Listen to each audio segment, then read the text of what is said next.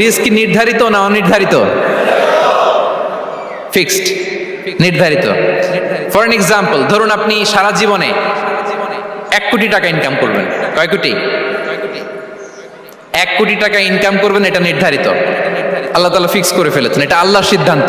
কিন্তু এই 1 কোটি হালাল পন্থায় আপনি উপার্জন করবেন না হারাম পন্থায়, এটা আপনার সিদ্ধান্ত। So now the decision is yours.